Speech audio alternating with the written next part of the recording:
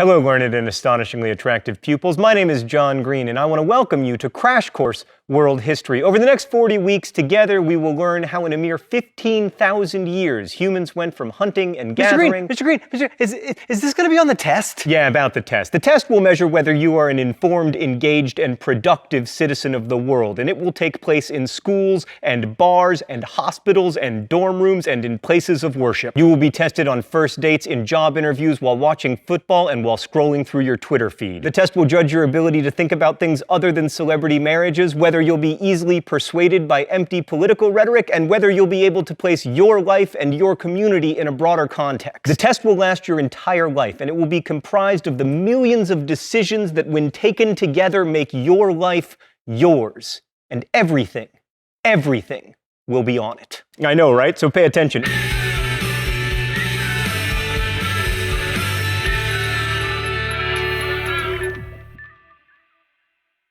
In a mere 15,000 years, humans went from hunting and gathering to creating such improbabilities as the airplane, the internet, and the 99-cent double cheeseburger. It's an extraordinary journey, one that I will now symbolize by embarking upon a journey of my own. Over to camera 2. Hi there, camera 2. It's me, John Green. Let's start with that double cheeseburger. Oh, food photography. So this hot hunk of meat contains 490 calories. To get this cheeseburger, you have to feed, raise, and slaughter cows, then grind their meat, then freeze it and ship it to its destination. You also gotta grow some wheat and then process the living crap out of it until it's whiter than Queen Elizabeth I. Then you gotta milk some cows and turn their milk into cheese, and that's not even to mention the growing and pickling of cucumbers, or the sweetening of tomatoes, or the grinding of mustard seeds, etc. How in the sweet name of everything holy did we ever come to live in a world in which such a thing can even be created, and how is it possible that those 490 calories can be served to me for an amount of money that, if I make the minimum wage here in the US, I can earn in 11 minutes? And most importantly, should I be delighted or alarmed to live in this strange world of relative abundance? Well, to answer that question, we're not going to be able to look strictly at history because there isn't a written record about a lot of these things, but thanks to archaeology and paleobiology, we can look deep into the past. Let's go to the thought bubble. So 15,000 years ago, humans were foragers and hunters. Foraging meant gathering fruits, nuts, also wild grains and grasses. Hunting allowed for a more protein-rich diet, so long as you could find something with meat to kill. By far the best hunting gig in the prehistoric world, incidentally, was fishing, which is one of the reasons that if you look at the history of people populating the planet, we tended to run for the shore and then stay there. Marine life was A, abundant, and B, relatively unlikely to eat you. While we tend to think that the lives of foragers were nasty, brutish, and short, fossil evidence suggests that they actually had it pretty good. Their bones and teeth are healthier than those of agriculturalists, and anthropologists who've studied the remaining forager peoples have noted that they actually spend a lot fewer hours working than the rest of us, and they spend more time on art, music, and storytelling. Also, if you believe the classic of anthropology, Nisa, they also have a lot more time for scoodly pooping. What? I call it scoodly pooping. I'm not going to apologize. It's worth noting that cultivation of crops seems to have arisen independently over the course of millennia in a number of places, from Africa to China to the Americas, using crops that naturally grew nearby: rice in Southeast Asia, maize in Mexico, potatoes in the Andes, wheat in the Fertile Crescent, yams in West Africa. People around the world began to abandon their foraging for agriculture. And since so many communities made this choice independently, it must have been a good choice, right?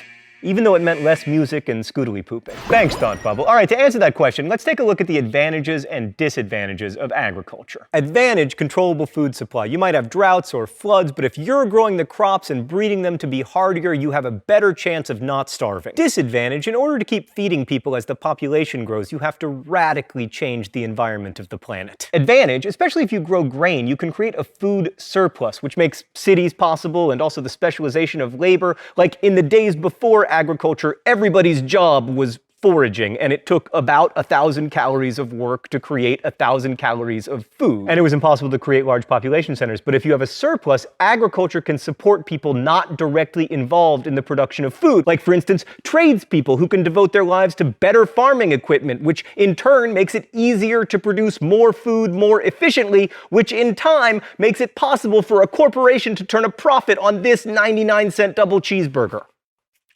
This is delicious, by the way. It's actually terrible, and it's very cold.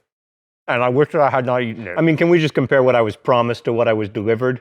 Yeah, thank you. Yeah, this is not that. Some would say that large and complex agricultural communities that can support cities and eventually inexpensive meat sandwiches are not necessarily beneficial to the planet or even to its human inhabitants. Although that's a bit of a tough argument to make coming to you as I am in a series of ones and zeros. Advantage, agriculture can be practiced all over the world, although in some cases it takes extensive manipulation of the environment, like, irrigation, controlled flooding, terracing, that kind of thing. Disadvantage, farming is hard. So hard, in fact, that one is tempted to claim ownership over other humans and then have them till the land on your behalf, which is the kind of non-ideal social order that tends to be associated with agricultural communities. So why did agriculture happen? Wait, I haven't talked about herders. Herders, man, always getting the short end of the stick. Herding is a really good and interesting alternative to foraging and agriculture. You domesticate some animals and then you take them on the road with you. The advantages of herding are obvious. First, you get to be a cowboy. Also, animals provide meat and milk, but they also help out with shelter because they can provide wool and leather. The downside is that you have to move around a lot because your herd always needs new grass, which makes it hard to build cities unless you are the Mongols. By the way, over the next 40 weeks, you will frequently hear generalizations followed by, unless you are the Mongols. But anyway, one of the main reasons herding only caught on in certain parts of the world is that there aren't that many animals that lend themselves to domestication. Like you have sheep, goats, cattle, pigs, horses, camels, donkeys, reindeer, water buffalo, yaks, all of which have something in common. They aren't native to the Americas. The only halfway useful herding animal native to the Americas is the llama.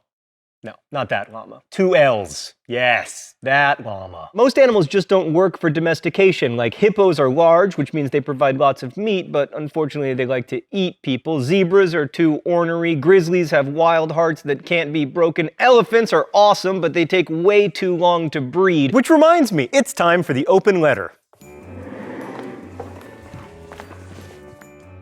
Elegant. But first, let's see what the secret compartment has for me today. Oh! It's another double cheeseburger. Thanks, secret compartment. Just kidding. I don't thank you for this. An open letter to elephants. Hey elephants, you're so cute and smart and awesome. Why you gotta be pregnant for 22 months? That's crazy. And then you only have 1 kid.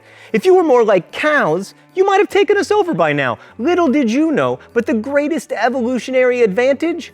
Being useful to humans. Like here is a graph of cow population, and here is a graph of elephant population. Elephants, if you just inserted yourself into human life the way cows did, you could have used your power and intelligence to form secret elephant societies conspiring against the humans.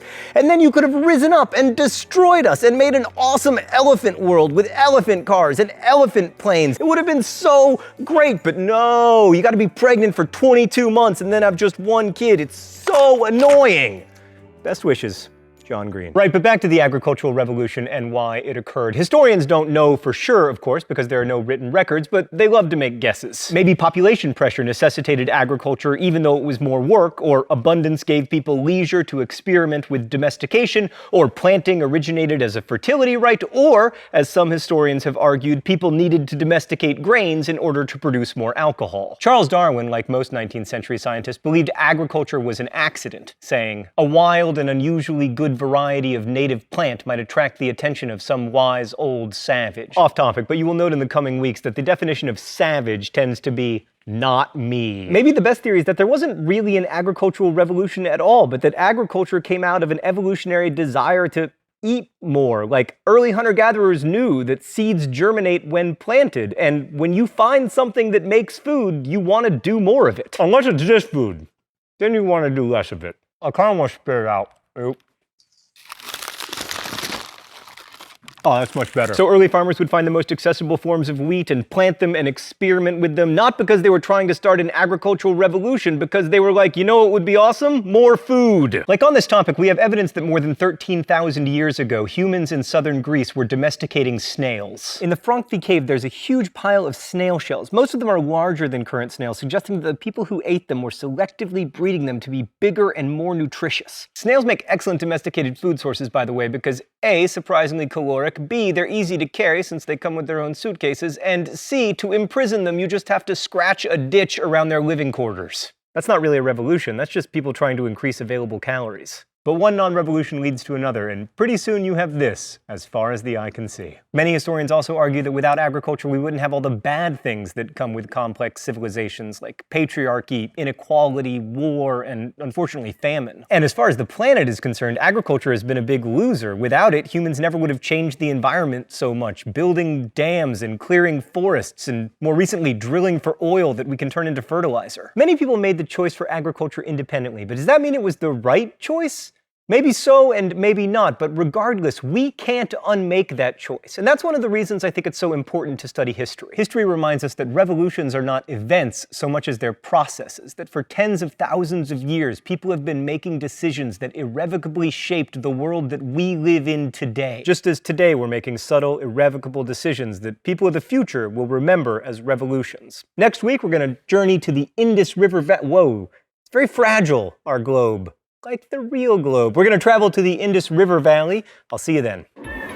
Crash Course is produced and directed by Stan Muller. Our script supervisor is Danica Johnson. The show is written by my high school history teacher Raoul Meyer and myself, and our graphics team is Thought Bubble. If you want to guess at the phrase of the week, you can do so in comments. You can also suggest future phrases of the week. And if you have a question about today's video, please leave it in comments where our team of semi-professional quasi-historians will aim to answer it. Thanks for watching, and as we say in my hometown, don't forget to be awesome.